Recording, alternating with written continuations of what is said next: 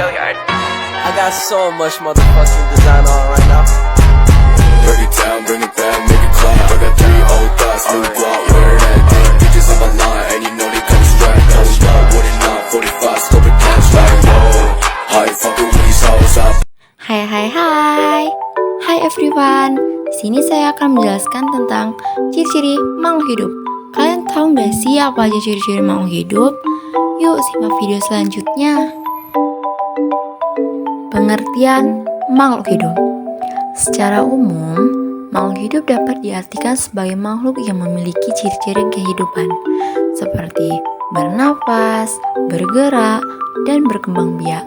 Makhluk hidup merupakan struktur biologi yang memiliki sifat-sifat tertentu sehingga dapat dikatakan hidup. Karakteristik tersebut membuat makhluk hidup mampu beradaptasi dengan perubahan lingkungan. Organisasi struktur biologis dari makhluk hidup kompleks dan terorganisir dengan baik. Secara garis, terdapat 5 tingkatan penyusun tubuh makhluk hidup, yaitu dimulai dari unit struktural terkecil yang dibuat sel, kemudian sel-sel dengan fungsi yang sama berkumpul membentuk jaringan. Kumpulan dari jaringan akan membentuk organ, lalu kumpulan dari organ akan membentuk sistem organ. Selanjutnya, sistem organ yang ada akan membentuk satu organisme. Berdasarkan pendapat di atas, dapat disimpulkan bahwa makhluk hidup adalah makhluk yang memiliki ciri-ciri kehidupan seperti bernapas, bergerak, berevolusi, peka terhadap rangsang, memerlukan makanan, beradaptasi berkembang biak, dan sebagainya. Ciri-ciri makhluk hidup. 1. Bernafas. Bernafas adalah proses pertukaran gas yang dibutuhkan makhluk hidup dengan lingkungannya. Bernafas merupakan pertukaran dengan masuknya oksigen dari lingkungan masuk ke dalam tubuh dan keluarnya karbondioksida dari dalam tubuh ke lingkungan. Oksigen merupakan komponen utama agar makhluk hidup dapat melakukan aktivitas. Hal ini disebabkan karena oksigen dapat merupakan bahan bakar untuk menghasilkan energi dan metabolisme. Proses pernapasan makhluk hidup dapat berbeda-beda tergantung pengelompokannya. Manusia bernapas dengan paru-paru, begitu pula dengan sebagian besar hewan yang hidup di darat, sedangkan sebagian besar hewan yang hidup di laut bernapas menggunakan organ yang disebut insang. Sedangkan tumbuhan bernapas dengan organ yang disebut stomata. Ada juga kelompok makhluk hidup yang bernapas menggunakan kulit. Organ pernapasan pada makhluk hidup berbeda-beda dan sangat bervariasi. 2. Bergerak. Gerak adalah perubahan posisi dari suatu kesetimbangan. Makhluk hidup pasti melakukan gerakan walaupun ada yang bergerak dengan sangat lambat. Untuk melakukan ciri yang satu ini, dibutuhkan alat gerak, kaki, sayap, sirip, tubuh, dan yang sejenisnya merupakan contoh alat gerak. Bentuk gerakan yang dilakukan beragam. Contohnya cara bergerak manusia. Manusia bergerak dengan berjalan, menggunakan 2 kaki. Ikan berenang menggunakan siripnya. Tumbuhan bergerak mengikuti sumber makanan, dan masih banyak lagi gerakan yang dapat dilakukan makhluk hidup. Tumbuh dan berkembang. Pertumbuhan adalah proses bertambahnya ukuran, volume, dan massa dari makhluk hidup akibat pertambahan serta pembesaran sel dalam tubuh. Pertumbuhan bersifat permanen dan tidak dapat kembali atau bersifat irreversibel. Pertumbuhan dapat diukur dan dinyatakan dalam satuan secara kualitatif dengan melihat perubahan yang terjadi pada tubuh makhluk hidup tersebut. Contoh pertumbuhan adalah tinggi badan manusia yang lama-kelamaan semakin bertambah. Pada saat tua, tinggi tersebut tetap sama, namun manusia terlihat lebih pendek karena perubahan kondisi tulang dalam mempertahankan postur tubuh. Perkembangan adalah proses perubahan menuju kedewasaan yang sifatnya kualitatif. Perkembangan tidak dapat diukur dengan satuan angka, tetapi bisa dinilai dengan menggunakan panca indera. Contoh perkembangan adalah manusia yang pada saat bayi hanya bisa menangis, kemudian lama-kelamaan mulai mampu berbicara, atau tumbuhan yang mulai memiliki buah dan bunga, tumbuh dan berkembang, merupakan salah satu ciri makhluk hidup.